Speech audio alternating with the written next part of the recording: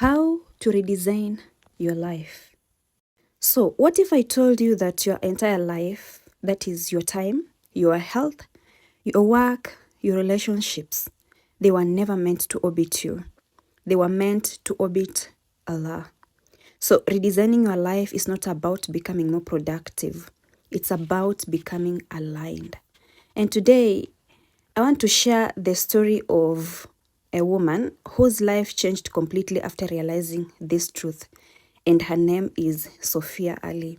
So this lady, Saufiya Ali, has been so much inspirational, especially to me as a Muslim revert. And there are a lot of things I have gotten to learn from her. And there is a newsletter she shared, and I read through every single word of hers very carefully.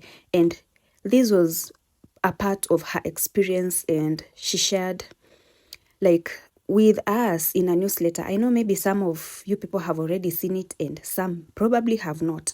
And I'm just here to share like a summary of whatever I learned from Saufiya's experience. And her journey touched me so deeply that it made me to reflect on my own purpose. And I believe this will also touch your heart as well. So, assalamu alaikum wa rahmatullahi wa barakatuh. My name is Amina and I'm a Muslim revert. And on this channel, I share my journey as a Muslim revert and everything that I have learned so far and everything that I continue to learn so far. Because this way I'm able to remember everything that I learn and keep it in my heart and also in my mind for the sake of Allah, and also to help someone out there who is on a similar journey and who wants to make a difference in their life and just looking for some safe space. And this is their safe space. I consider this their safe space. And this space is all about faith-driven growth, how we can align our lives, our habits, and goals with the wisdom of the Qur'an and also Sunnah. So in this video, I'll share what I learned from the story of Saufiya Ali, a woman whose life was completely redefined by revelation, and how you can take the same principles, just as I did and just as I continue to do, to design a life centered around Allah. So number one is the story of transformation. So Saufiya shared that her transformation began during her first Umrah. And before that, she described herself as a believing but distracted Muslim. Someone who prayed, who fasted, and who cared about Islam, but whose heart felt scattered. Then came that moment she entered the mataf, the open space around the Kaaba. And when she looked up and saw the Kaaba for the first time, everything stopped. She said it felt like the entire world shrunk into proportion. Her goals, her worries, her plans, all suddenly looked so small. That's when she realized something profound. Every human being is circling something. Some circle around success, some around people, some around social media, some approval, others money or image. But peace only comes when your life revolves around Allah. The lesson, redesign your life. So when I read this, it hit me deeply because all of us at some point circle things that don't even last, whether it's chasing validation, overworking, or losing balance. But Saufiya's realization reminded me that true calm comes from alignment, but not through achievements. So when she returned home from Umrah, she started to live differently, not perfectly, but purposefully. So she divided her life into 6 parts, what she called the 6 trusts or amanahs. And the first one is spiritual life, second is health, third is self, fourth is wealth, fifth is work, and sixth is relationships. And she asked herself, is each of these areas aligned with revelation? So the spiritual axis, the first and most important area, the spiritual life. You can't redesign your life if your heart isn't facing its creator. She focused on simple consistency, guarding her prayers, reading Qur'an daily, doing dhikri after every salah, and setting time for reflection. So it wasn't about doing more. It was about doing it with presence.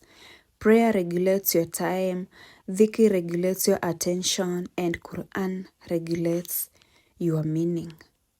Health is an amanah. So then came health, the physical vessel of worship. So the Prophet ﷺ said, a strong believer is more beloved to Allah than a weak one.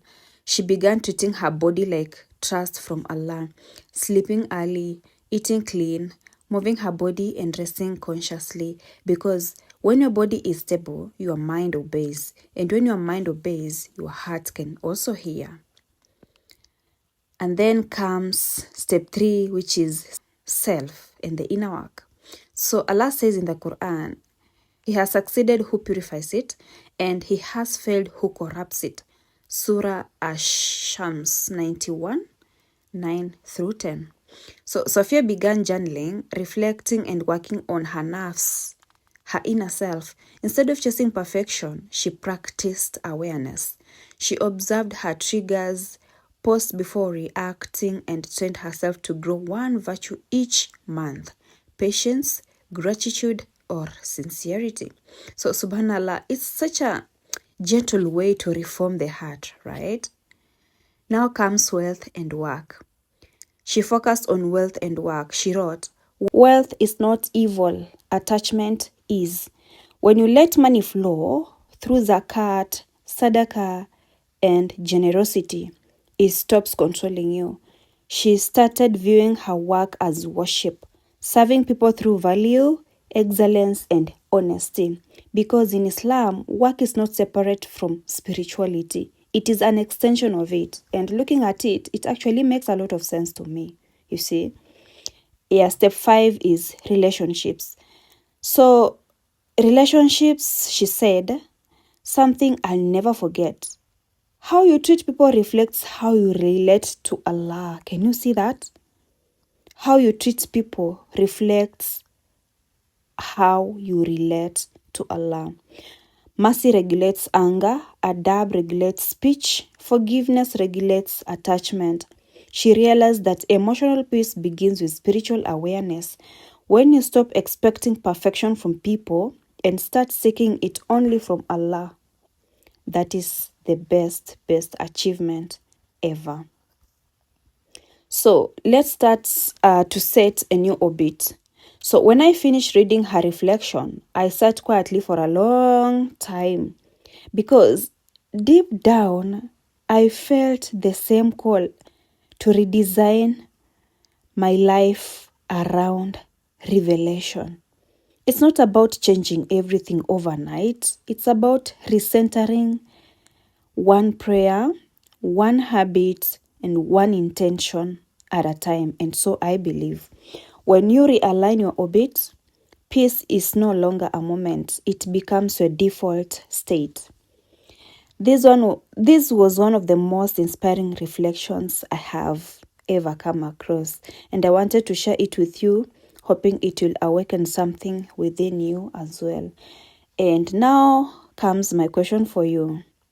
What are you circling around?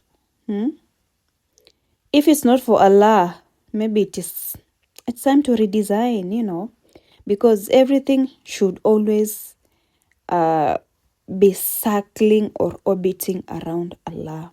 And if it's not doing that, then I think it's meaningless. So if this message touched your heart and you feel like you want to redesign your life, this is part 1 of everything of her newsletter. And if she shares the second part, I'm going to still share with you. So please subscribe to this channel and let us redesign our life together. Until next time, Assalamu alaikum wa rahmatullahi wa barakatuh.